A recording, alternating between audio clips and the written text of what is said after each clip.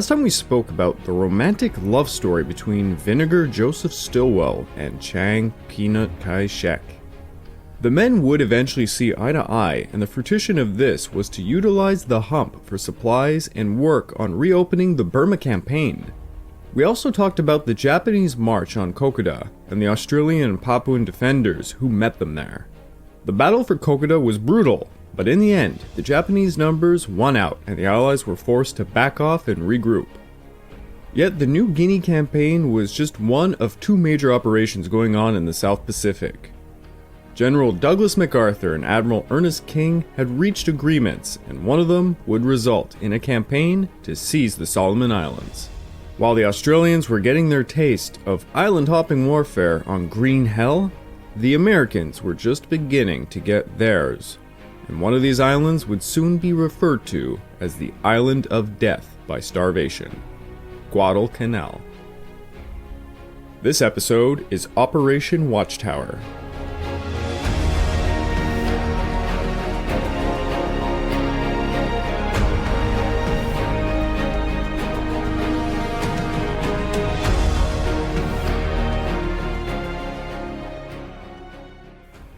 Welcome back to the Pacific War Podcast week by week, and I'm your dutiful host, Craig Watson. But before we can begin, I just need to remind you all that this podcast is only made possible through the efforts of Kings and Generals over at YouTube.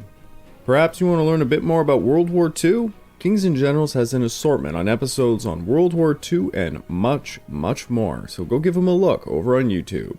So please, subscribe to Kings and Generals over at YouTube and continue to help us produce this content by checking out www.patreon.com/kingsandgenerals. And hey, if after all that you were still hungry for some more Pacific War content, why don't you check out my personal channel, the Pacific War Channel, over at YouTube, where you can find a few episodes going as far back as the Opium Wars of the 1800s, all the way till the end of the Pacific War in 1945. Give it a look, and it'll mean a lot to me. It's been 8 months since the outbreak of the Pacific War. After so many defeats at the hands of the Empire of Japan, and a few bold victories against them, it was finally time for the Allies to launch their own offensive to take back territory from the Japanese. The start of this was going to be the Solomon Islands. This was not just going to be the first Allied offensive in the Pacific War, it was also going to be the first American amphibious invasion in decades. The amphibious invasion of the Solomons would cement the importance of the American Marines for generations to come. Now, in the last few episodes, we've delved into the origins of the Solomon Islands offensive. General Douglas MacArthur and Admiral Ernest King fought tooth and nail against another, competing for resources and to take control over the offensives that would begin in the Pacific. King wanted to first liberate the Solomon Islands, before hitting the important Japanese base at Rabaul. MacArthur, being MacArthur, wanted to take control of such operations because parts of the Solomon Islands fell within his Southwest Pacific area. By July the 2nd, George Marshall was able to cool things over and they reached a compromise. I know this might be the third time I've had to read this to you, but it is very important, so I'm going to read it again. For the seizing and occupying of New Britain, New Ireland, and the New Guinea area. Task 1. Seizure and occupation of the Santa Cruz Islands, Tulagi, and adjacent positions. Task 2. The seizure and occupation of the remainder of the Solomon Islands, and of Lae, Salamaua, and the northeast coast of New Guinea. Task number 3, the seizure and occupation of Rabaul and adjacent positions in New Guinea and the New Ireland area. The orders were distributed on July the 2nd. Task 1 and the seizure and occupation of Santa Cruz Islands, Tulagi, and adjacent positions would remain under the authority of Admiral Nimitz and his sub-theater commander, Admiral Gormley. Task 2 and 3, involving the capture of the Japanese airfields on the northeast coast of New Guinea, followed by the seizure and occupation of Rabaul, well, that one would be General MacArthur's show. In order to keep Task 1 entirely within Gormley's domain, the line borders of the South Pacific and the Southwest Pacific areas were moved just 1 degree westward to the latitude of 159 east, skirting the western end of Guadalcanal. So for the Americans, they were able to work out how they would be tackling the operations at a macro level. What is important is that the compromise allowed King and the Pacific Fleet to lead the initial assault on Tulagi and the Southern Solomons, while MacArthur and his Southwest Pacific area would command the subsequent offensives against the northeastern coast of New Guinea, the Northern Solomons, and Rabaul. Now, Admiral Gormley and General MacArthur met for a very hasty conference in Melbourne to discuss the operations. They cited a lack of trained amphibious troops, a shortage of adequate shipping, and insufficient land-based bombers and fighters. They also noted that with the number of Japanese air reconnaissance in the region, it was highly unlikely they would be able to achieve surprise. Admiral King was disappointed with Gormley and simply pissed off with MacArthur. This would prompt King to say to Marshall, "I take note. About 3 weeks ago, MacArthur said that he could push right through to Rabaul. Confronted with the concrete aspects of the task, he now feels that he not only cannot undertake this extended operation, but not even the Tulagi operation." In the end, King refused to entertain their pleas for more time, but he did offer more naval support in the form of a carrier task force built around the carriers Saratoga, Wasp, and Enterprise. Now let's talk a bit about what is the Solomon Islands. To the north of Australia is New Guinea, and just due east of its center is the Bismarck Archipelago, whose main islands are New Ireland and New Britain. Extruding from the northern end of New Britain is the Gazelle Peninsula, housing Rabaul, the best harbor in the entire region. There are 640 miles separating Rabaul from Truk, the main Japanese base in the Central Pacific, and the coast of New Guinea is only another 440 miles farther south. Stretching southeast from New Ireland and New Britain are the Solomons, a group of several hundred islands in various sizes. The main islands are Bougainville, Cozuel, Santa Isabel, Maliata in the north, with Vella La Vella, New Georgia, the Russells, Guadalcanal, and San Cristobal in the south. At their northern tip, the Solomons are about 5 degrees south of the equator. They are largely volcanic in origin. They have a dry season from April to October and a wet season around November to March. Now, Rabaul is very significant. Apart from its magnificent harbor, it held the only terrain amenable to airfield development. But in the Solomons, there were potential airfield sites also. One existed at Buca, off the northern end of Bougainville, and another lay in the northern coast of Guadalcanal. Guadalcanal is a name you most likely have heard often in reference to the Pacific War. But what exactly is it? It is 90 miles long and around 25 miles in width, give or take. It holds a mountain chain in the center of the island, with the highest peaks reaching over 7,000 feet. On its southern portion is a ton of shielding reefs, very unfriendly for ships. Apart from the mountains, the majority of Guadalcanal is erosion, contorted ridgelines, cross-hatched in damp and humid rainforests. The northern part holds sandy beaches around Oala and the Manukau River. There are also coconut plantations and numerous creeks, lagoons, and fords going inland. In 1941, Australia held control over New Guinea, Bougainville, and Buca. The remainder of the Solomons fell under the British Solomon Islands Protectorate, led by the resident commissioner, William Marchand, who presided over a population of 500 Europeans, 200 Chinese, and over 95,000 natives. The natives are Melanesians, a dark-skinned people speaking over 40 different dialects. Interesting note, quite a few of them have blonde hair. It is believed to be the result of sun and salt whitening, high fish intake, and mixed breeding with Europeans. They have survived for centuries, hunting, farming, and fishing.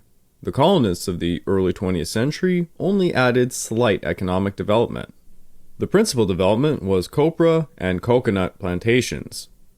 Now, the British and Australians did not provide a ton of defense for the region, allowing the Japanese an easy hand seizing Lawa, Salamaua in New Guinea, and Tulagi, Buka, and Bougainville in the Solomons. In 1942, a 24-man detachment of Australians manned an unfinished airstrip at Buka, and a similar-sized team operated 4 PBYs at Tulagi, and a very small garrison of local inhabitants acted as coast watchers. These coast watcher groups grew after World War I, having acquired some experience from all the Pacific raiding traffic. By 1939, they grew to about 800 people, mainly local officials. Also, by 1939, local commander Eric Felt took command of the organization. He provided a crucial link between the Australian Navy and the Coast Watchers. When the war came, he joined the office of the Director of Naval Intelligence and took charge of intelligence for New Guinea and the Solomons. He expanded the organization and supervised 64 stations and the distribution of new teleradio equipment. The Coast Watchers were never conceived as an espionage network, but after the Japanese occupation, things changed quite radically. Any civilian on a Japanese-controlled island who used a radio to transmit intelligence data was basically a spy and subject to summary executions if caught. Felt had hoped many of them would still make reports, and he was certainly not disappointed. The natives proved themselves enormous assets to the war effort. Of course, there were those who immediately switched sides to the Japanese, but overall, the vast majority remained loyal to the Allied cause. The Melanesians served willingly as porters for the Coast Watchers' radios, stores, and some voluntarily gathered valuable intel during hazardous spying missions to Japanese bases. To be very frank, they were the unsung heroes who deserve more commemoration. Now, many stations remained operational during the Japanese occupation of the Solomons, and 6 of these became quite crucial. On the northern tip of Bougainville, near the Buka Passage, was Jack Reed, an assistant district officer with 12 years' experience on the islands. He also had been on Bougainville since November of 1941. On a hill near Buen, at the southern tip of Bougainville, was Paul Mason, who had spent 20 years in the area. District Officer Donald Kennedy was at a plantation at Segi Point on New Georgia. 3 stations were on Guadalcanal. Lieutenant Donald McFarlane, an Australian naval reservist called up in 1941 for his job as a buyer of dry goods for a store. He worked with Kenneth Hay, a Tubby plantation manager. When the Japanese invaded, they moved their HQ to Gold Ridge, about 15 miles inland. At the western end of the island was Ashton Rhodes, the manager of the Burns Phillips plantation at Lavoro. Lastly, at Aloha, along the eastern portion of the northern coastal plain, was District Officer Martin Clemens, who maintained order in the area. He knew the Japanese would come around the Aloha area because it was the local seat of government, so he prepared a fallback position in the hills to maintain observation of the coast and retain contact with his native supporters. Now, in order to be able to carry out Task 1, the seizure and occupation of the Santa Cruz Islands, Tulagi, and adjacent positions, the American commanders mounted 3 feint attacks, one of which did not go very well. In the northern Pacific, a group of cruisers and destroyers conducted a bombardment of Kiska on August the 7th, after a fog had thwarted them, causing collisions amongst their own warships. The light cruiser Boys aborted her raid on the Japanese picket line just east of the home islands. Stormy seas nearly terminated the 2nd Raider Battalion's hit-and-run attack on Makin on August 17th in a terrible fiasco that might have included the capture of FDR's son, James. The Americans hoped the British Eastern Fleet in the Indian Ocean would stage their own feint attack, but the Royal Navy stated they were reluctant to expose their carriers. In the end, the British contributed a small demonstration in the Indian Ocean, but this all amounted to no real deception. Incredibly, Guadalcanal had still not been earmarked as a target. On June the 27th, Nimitz ordered the seizure of an airfield site in conjunction with an assault against Tulagi, but he specified no location. Rear Admiral Richmond Turner recommended adding Guadalcanal to the operation for an airfield site on July the 3rd, but on the afternoon of July the 5th, American radio intelligence concluded the Japanese had landed airfield construction troops already on Guadalcanal. That same day, Admirals King and Nimitz temporarily deleted the Santa Cruz Islands from Task 1 and changed them for Guadalcanal. From the very beginning, they sought to use the 1st Marine Division to hit Guadalcanal, the new target being codenamed Cactus. On August the 7th, Admiral Gormley had under his command 282 aircraft, both land-based and seaplanes, led by Rear Admiral John McCain, a wizened and shrewd 58-year-old aviator whose bulging jaw gave them a strong resemblance to Popeye. While this seems like a formidable number, it should be noted it included many biplane antiques, such as the Royal New Zealand Air Force, Singapore fling boats, and Marine SBC-4 dive bombers. He had around 70 P-39s and P-40s, 49 Wildcats, 32 B-17s, 28 PBYs, and 18 Hudsons. A strong need of airfields complemented the lack of aircraft. In May, Admiral Nimitz approved the occupation of Espiritu Santo, the closest island to Guadalcanal, that it could be seized. However, the Allies were unable to construct an airfield until there was an adequate garrison to defend it. Admiral Gormley declined to shift troops from rear bases for the purposes of Espiritu Santo because he feared for a lack of shipping and for exposing vital lines of communications to Australia. Espiritu Santo would become the first job in the South Pacific assigned to the newly arrived Seabees of the 3rd Naval Construction Battalion. The Seabees are, as countless professors had taught me back in university, the unsung heroes of the Pacific War.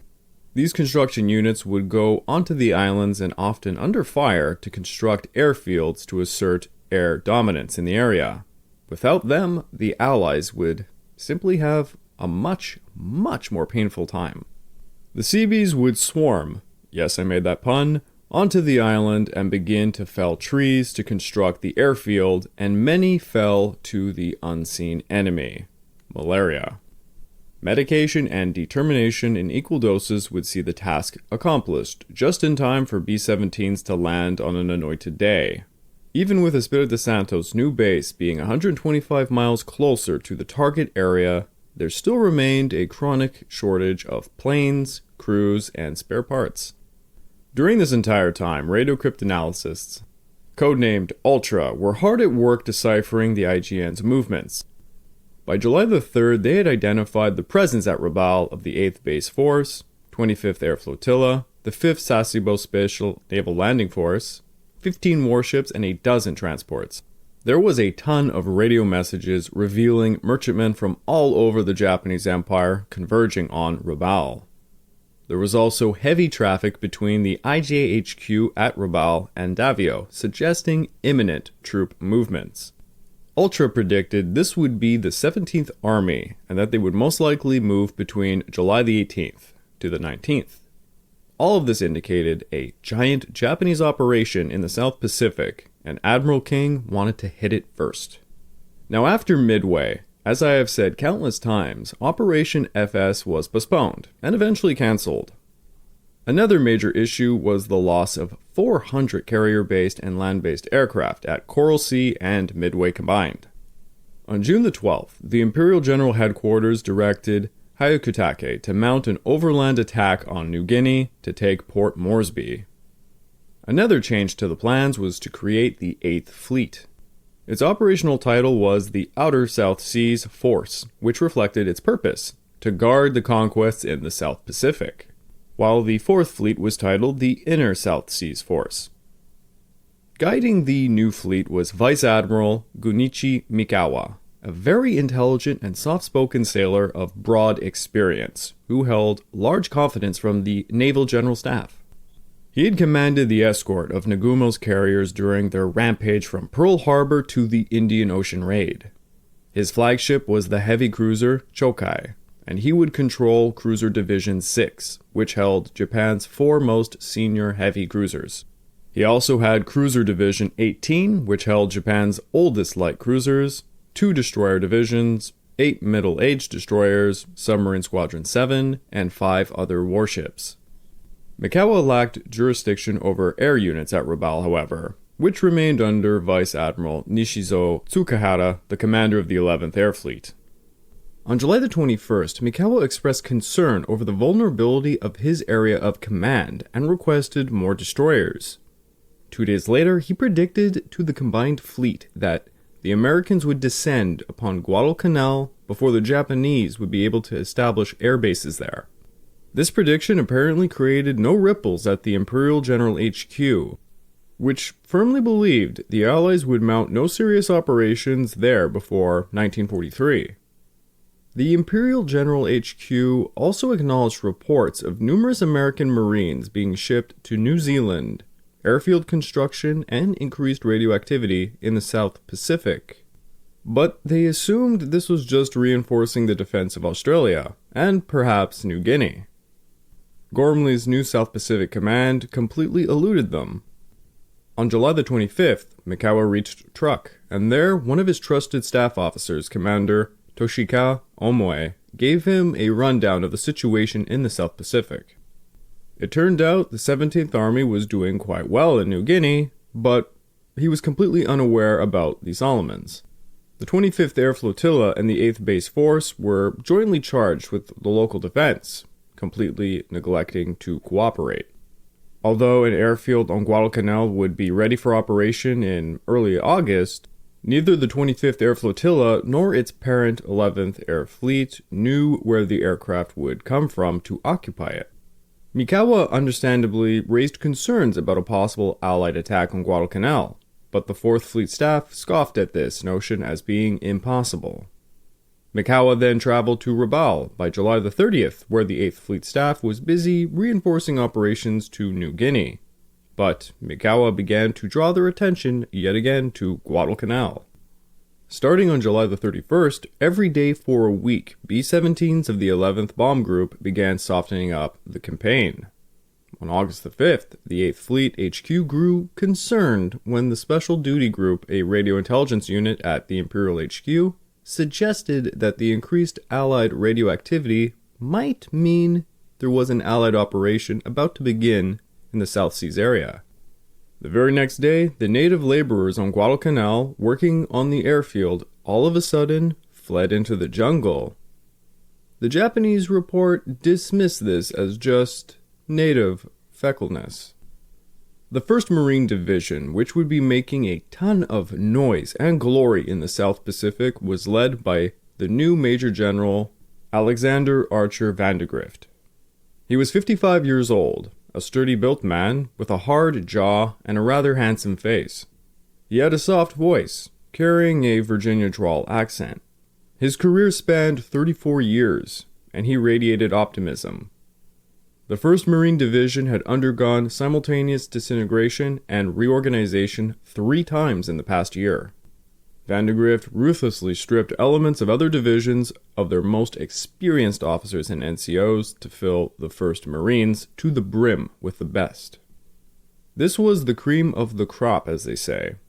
The division would have a panoply of supporting units including 1 battalion each of light tanks and amphibian tractors. Most of the Marines' equipment tended to be a bit outdated. While the Army had the standardized and excellent M1 Garand semi-automatic rifle in 1936, the Marines would hit Guadalcanal carrying the M1903 Springfield bolt-action rifle, the same rifle many of their fathers had made famous in France in 1917, believe it or not. Vandegrift knew the division was short on readiness for combat, but General Thomas Holcomb, commander of the Marine Corps, assured him there would be no combat until January of 1943. The division's ranks rapidly swelled to full strength, divided almost entirely by 2 categories. 20-year-old youth who enlisted after Pearl Harbor. They were certainly the majority, but the minority group were veterans, nicknamed the Old Breed. Of their officers, Lieutenant Colonel Samuel Griffith described them as such. First sergeants yanked off planks in Navy yards, sergeants from recruiting duty, gunnery sergeants who had fought in France, perennial privates, and disciplinary records a yard long. These were the professionals, the old breed of the United States Marines. Many had fought Cacos in Haiti, Bandidos in Nicaragua, and French, English, Italian, and American soldiers and sailors in every bar in Shanghai, Manila, Tsingtao, Tianjin, and Peking. They were the inveterate gamblers and accomplished scroungers who drank hair tonic in preference to post-exchange beer or horse piss, cursed with wonderful fluency, and never went to chapel, the God box, unless forced to. Many dipped snuff, smoked rank cigars, or chewed tobacco, because cigarettes were for women and children. They had little use for libraries or organized athletics. They could live on jerked goat, strong black coffee they called boiler compound, and hash cooked in a tin hat. Many wore expert badges with bars for proficiency in rifle, pistol, machine gun, hand grenade, auto rifle, mortar, and bayonet. They knew their weapons, and they knew their tactics. They knew they were tough, and they knew they were good. There were enough of them to leave in the division and to impart to the thousands of younger men a share. Had to be one of my favorite quotes to read in this entire series thus far. The first echelon of the division was the 5th Marines. The second was the 1st Marines, with their assistant divisional commander, Brigadier General William Rupertus. Now, if you haven't already listened to our special podcast interview with Rupertus's granddaughter, Amy Rupertus, who recently wrote the novel Old Breed General about her grandfather, I implore you to do so, as he was a fascinating character. He was the man who wrote The Rifleman's Creed, so if you've seen Full Metal Jacket, you can thank him. On June the 26th, Gormley summoned Vandegrift and told him they were going to seize Tulagi and its adjacent positions, such as Nidi and the Santa Cruz Islands. Vandegrift would have the 1st Raider Battalion, the 1st Parachute Battalion, and the 3rd Defense Battalion. D-Day was set for August the 1st, and Vandegrift had not even the vaguest idea of the Japanese forces present there. Urgent requests were sent to General MacArthur's intelligence officer, Colonel Charles Willoughby, whom ordered coverage of Guadalcanal and Tulagi. The reports were quite skimpy and full of errors, especially when it came to the estimates on Japanese strength. They thought around 150 enemy aircraft were present at Rabaul and Tulagi, whereas the actual total was closer to 100. They figured the garrison to be 8,400. But the actual count was around 3,457, of which 2,571 were on Guadalcanal. On July the 16th, Gormley issued his plan for landings in the Guadalcanal-Tulagi area, followed up by Nididi. Rear Admiral McCain would command Task Force 63, while Vice Admiral Frank Fletcher would command Task Force 61. The 1st Marines Division would split to make simultaneous attacks on Guadalcanal and Tulagi. The Guadalcanal group would be 11,300 men under the command of Vandegrift. Their principal objective was to take the airfield near Lunga Point. The second part of the division, 3,000 men, would be commanded by Brigadier General Rupertus to seize Tulagi and its twin islands of Gavitu and Tanambogo. On July the 26th, Admirals McCain, Kincaid, Turner, Crutchley, General Vandegrift, and Admiral Fletcher all met aboard the Saratoga for a pre-landing conference. Admiral Gormley was unable to attend this honestly very important meeting, so Fletcher had to lead it. Operation Watchtower was met with considerable lack of faith. Fletcher asked Turner how long it would take to unload everything for the operation, and Turner told him it was going to be about 5 days. Fletcher straight up told him after 2 days the aircraft carriers would have to withdraw lest they be attacked. When Vandegrift heard this, he was enraged, and he said, "The days of landing a small number of Marines and leave were long done." Well, Fletcher compromised a bit, saying he would wait 3 days. When Gormley read the meeting minutes, he advised trying to land carrier planes right on Guadalcanal if the airfield was ready. If it was not, they would try to protect the beachhead using McCain's Wildcats from Lafayette. Now they wanted to do a rehearsal for the landings at a place called Coro. The amphibious force discovered the reef conditions had made landings quite difficult, if not impossible, and it was particularly hazardous to landcraft, which were irreplaceable at this time. Admiral Turner elected to go ahead with the rehearsal, but after 1/3 of the Marines had landed, he stopped it. The transport crews gained valuable practice, but the multitude of failures was very sobering. A Marine officer recalled that the only time he had ever seen Vandegrift looking dejected during the entire campaign was at the rehearsals at Coro. In the waning hours of July the 31st, Operation Watchtower was launched. Now, just to sidetrack for a second, Admirals King and Gormley also called for an execution of diversionary attacks to lure the attention of the enemy away from the Solomon Islands. The British unsuccessfully carried out Operation Stab as a feint to drive away the Japanese attention from the South Pacific, and the Americans carried out 2 operations to lure the invaders away from the objective of Operation Watchtower. One of them would be the hit-and-run attack on Makin Island, which would take place on August the 17th by the 2nd Raider Battalion. For that one, you will have to wait, but the other would be the first naval bombardment of Kiska in the Aleutian Islands. Now, the Americans had launched a dozen or so raids over Kiska in June, but as the Allies were trying to put the hurt down, the Japanese were reinforcing their position.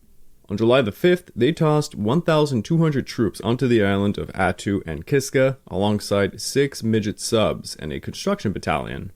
Generals Buckner and Butler kept up the heat by bombing Agatu on July the 3rd, and sent patrols into the Bering Sea. They also sent submarines to harass the Japanese, and on July the 4th, the USS Triton managed to torpedo and sink the destroyer Ninohi on July the 5th, and the USS Growler snuck into Kiska Harbor and torpedoed 3 Japanese destroyers, damaging Shiranihi, Kazumi, and sinking Arai.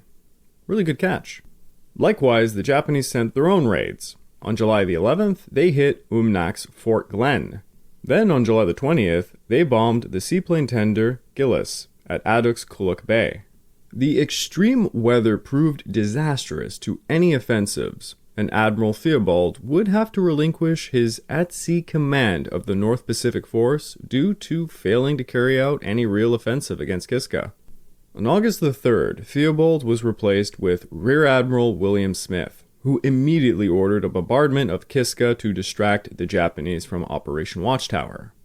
Within mere hours, Smith departed Kodiak with heavy cruisers Indianapolis, Louisville, light cruisers Honolulu, St. Louis, Nashville, and 4 destroyers. The force arrived to its destination by August the 7th, conducting a really lackluster bombardment of the Japanese facilities because of, well, extreme weather. They had shelled the harbor from about 11 miles away, but failed to inflict any real damage, and thus the Japanese sent no relief force to Kiska, making the operation a complete failure. Luckily for the Allies, as the invasion fleet departed from Coro towards the Solomons, they were completely unmolested, as Japanese patrol planes were grounded in Rabaul due to, again, bad weather. The Americans would take the Japanese by complete surprise. In the early hours of August the 7th, the invasion force was in position directly west of Cape Esperance, when groups separated.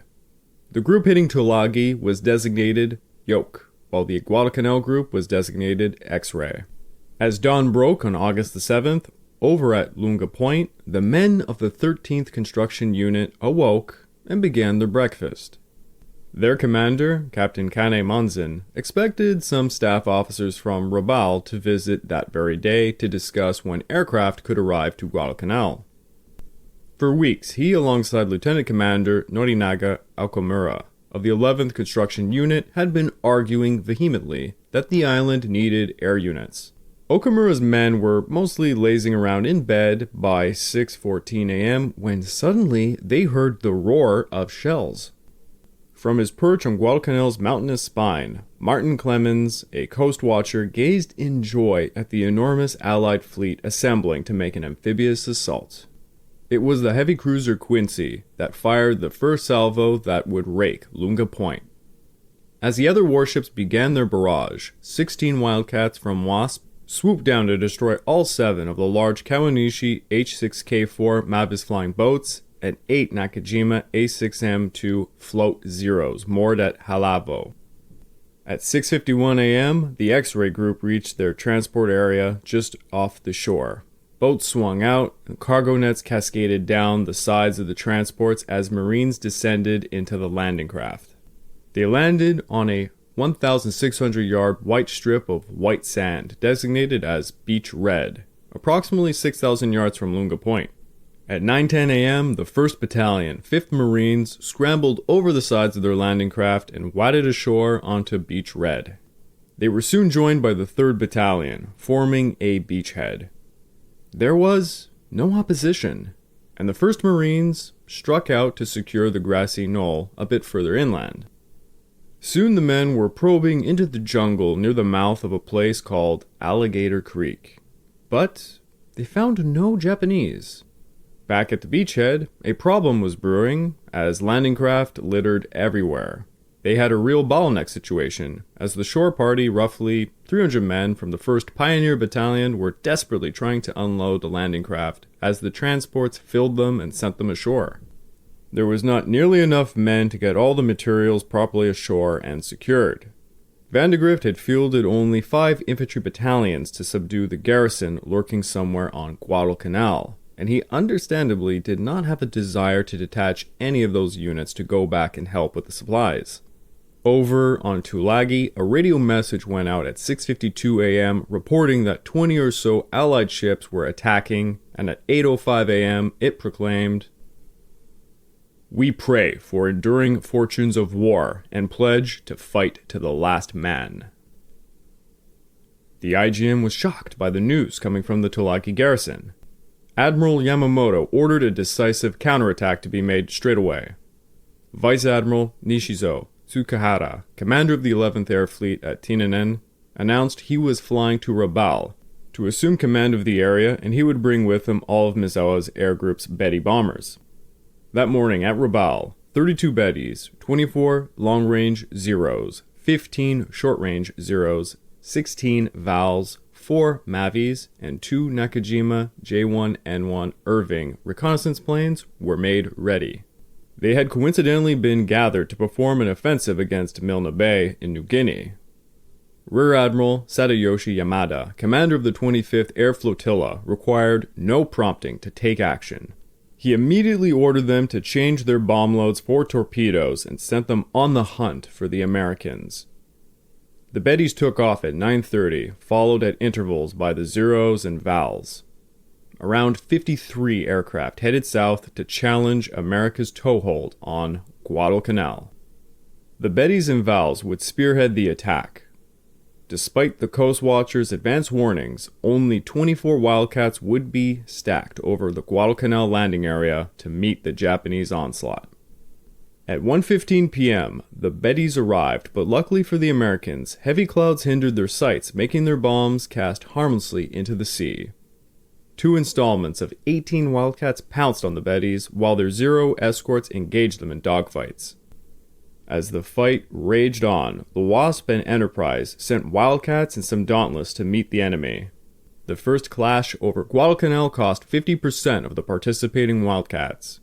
The Japanese lost 5 Bettys, 9 Vals, and 2 Zeros, managing just 1 non-fatal hit on a destroyer. The objective of disrupting the landings was a complete failure. The next day, more Japanese aircraft would come to hit them, and in the end, 36 Japanese planes would be destroyed at the cost of 19 American planes, and the USS George F. Elliott, which was set afire when an enemy plane crashed on board, and it had to be beached and destroyed by her sister ships. Meanwhile, the 1st Marines had made it a mile from their landing point. They set up a perimeter defense around Alligator Creek in anticipation of a Japanese assault. The attack did not come. On the morning of August the 8th, while the air war was still going on in the landing area, Vandegrift ordered his men to head towards Lunga Point. The Marines encountered scant resistance, and by the afternoon had found the airstrip deserted.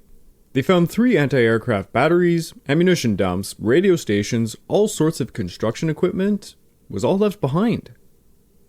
There were a few dead bodies found amongst abandoned bowls of rice, meat stew, prunes, and abandoned boots. The Marines were baffled as to how the Japanese failed to enact any defense of the airfield. 2 Marine regiments would spend their second night in positions around Lunga Point. As darkness developed around the Marines for their second night on Guadalcanal, their situation appeared well in hand. By the dawn of August the 9th, they would learn these moments were short-lived on Death Island. The situation for Tulagi was quite different. Tulagi Island was about 2 miles long and half a mile wide, lying just south of Florida Island. Tulagi held a triangle of hills. The southeasternmost was designated Hill 281. The Japanese garrison on Tulagi was a detachment of the 3rd Kure SNLF Marines, 350 men led by Commander Masaki Suzuki. American reconnaissance indicated the strongest defenses were on the northeastern and southeast beaches, so the Marines selected a 500-yard strip of shore about midway on the southwest side of the island to hit, designated Beach Blue. The Yoke Group had 3 transports, 4 destroyers, and a cargo ship anchored just 5 miles off Beach Blue. General Rupertus's landing force consisted of the 1st Raider Battalion, the 1st Battalion, 2nd Marines, 2nd Battalion, the 5th Marines, and the 1st Parachute Battalion. Vandegrift had picked his units as they were the best trained, and Tulagi was expected to be a tough fight. Elements of the 1st Battalion, 2nd Marines would take flanking positions on Florida. The 1st Raiders would land on Tulagi, followed up by the 2nd Battalion, 5th Marines to seize it. Gavatu and Tanambogo would be hit by the 1st Parachute Battalion. The Florida group landed near Halida at 7:40 a.m., finding no Japanese. At 8 a.m., the raiders grounded offshore on the coral and sloshed onto the beach. The Japanese defenders did not have observation of the narrow blue beach, because they were immediately behind it in a heavily wooded area. Companies B and D of Colonel Merritt Edson's 1st Raider Battalion advanced inland steadily, without resistance, until Company B ran right into an enemy outpost at the former Chinese quarters, a place called Carpenter's Wharf. The remaining companies then followed suit upon the landing, finding no resistance until they reached Tulagi's government station at midday. The raiders formed an arrowhead formation sweeping down the island towards what they called Phase Line A. All 4 raiders' companies began to find heavy Japanese opposition when they moved beyond Phase Line A, with Company C being fired upon by machine guns southwest of Hill 208. The company commander, Major Kenneth Bailey, was wounded, but his men managed to beat back the Japanese using grenades and small arms. It took them an hour to clear Hill 208 as they faced Japanese tactics that would become the norm in island warfare. The Japanese had constructed dugouts and tunnels within mountainous rocks and coral caves. The Japanese would wait for the Marines to pass by before ambushing them.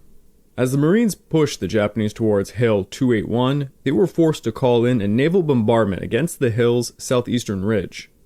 The result of the intense fighting and naval bombardment was just to push the Japanese into sturdier positions upon Hill 281, so the Marines had to pitch a defensive line and wait it out during the night.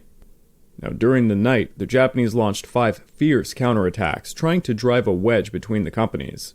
Despite the best efforts of the SNLF Marines, the American Marine lines did not break that night.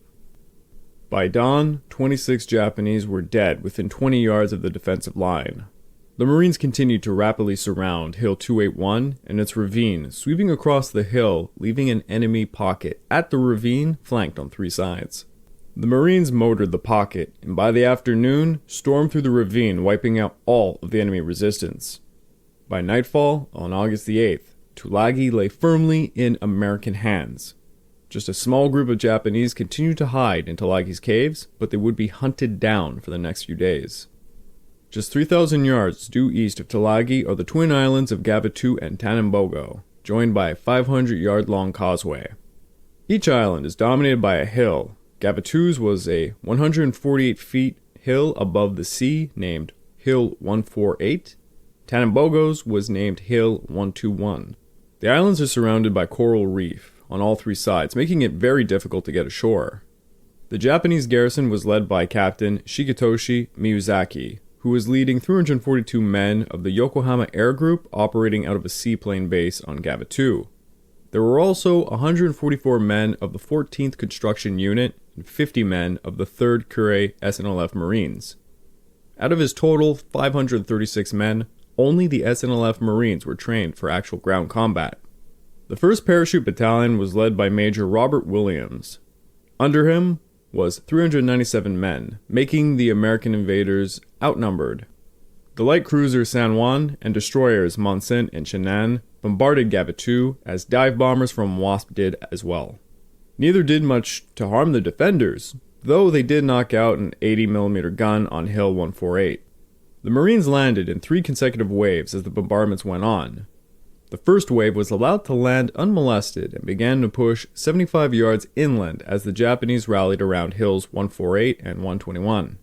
When the following 2 other waves were churning through the water, the Japanese began to open fire with their machine guns and rifles, causing severe casualties. 1 out of 10 men in the boats were hit. 2 staff officers were killed, and a battalion commander was wounded, leaving Major Charles Miller to succeed command.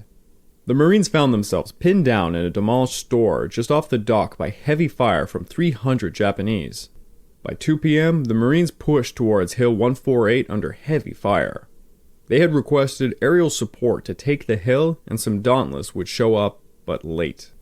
By 2:30 p.m., they pushed the Japanese off the hill, and by 6 p.m. took the Japanese flag down off Hill 148 and replaced it with the Stars and Stripes. The position on Gavatu was obtained, but by no means secured. During their night on Gavatu, the Marines were subjected to night attacks by the Japanese, many of whom swam to Gavatu from Tanambogo, trying to infiltrate their defensive positions. It would later turn out some of these men were laborers just trying to surrender. Still, many Japanese popped out of the dugouts and caves to cause severe casualties upon the parachutists. This all pressed Major Miller to request reinforcements. The request was received by Rupertus, who ordered Company B of the 2nd Marines, which had landed on Helita on Florida Island, to hit Tanambogo. Captain Crane set out for Tanambogo, being told there was only a few snipers left on the island. They came ashore around 6:45 p.m. when disaster struck. One of their American warships fired a shell that hit a fuel dump, illuminating the area and exposing Company B right to the Japanese. Quickly, 240 Japanese, mostly aircrewmen and maintenance personnel from the Yokohama Air Group began to open fire with their machine guns, inflicting severe casualties. Out of 5, only 2 boats reached the shore. Crane recognized the untenable situation, and he took the rest over to the causeway to Gavatu. Crane's assault failure impelled Rupertus to request reinforcements from Guadalcanal. 2 reserve battalions were sent, one to Tulagi and the other to Gavatu. The carnage would go on for 4 days, and in the American eyes, the Japanese fought with astonishing tenacity. Each man battled until killed, and each machine gun crew fought to the last man, usually taking their own lives in the end. The Japanese dugouts and caves had to be cleared out with grenades, which were frequently thrown back at the Marines. The Marines had no flamethrowers, or Bangalore torpedoes, and the only tank that came ashore threw its track almost immediately. During the morning of August the 8th, a crew of Marines made improvised pole charges and around noon began to use them on the caves as their fellow Marines sprayed machine gun fire at the mouths of the caves. Only 3 Japanese would surrender on Tulagi. About 40 swam to Florida Island just to be hunted down later. The Americans sent 2,400 men to attack Tulagi and would have 36 die with 50 wounded, while the Japanese would see over 347 men dead. Another battalion would be sent to reinforce Gavatu and attack Tanambogo, the 3rd Battalion of the 2nd Marines. A tragic bombing incident would kill 4 and wound 8, alongside the sniping and machine gun fire coming out from Tanambogo. Men were using TNT against the Japanese hiding in the caves and dugouts. Eventually, 2 tanks were landed on Tanambogo with the 3rd Platoon Company M. They split up, one rumbling south and the other east towards Hill 121. One tank got too far ahead of its infantry as it engaged a pillbox. Captain Miyazaki and the remaining officers of the Yokohama Air Group swarmed on top of that tank, disabling it with gasoline and flaming rags. The sole survivor of the tank came out feet first, to be beaten up by the Japanese, many of whom were bashing the tank with hammers.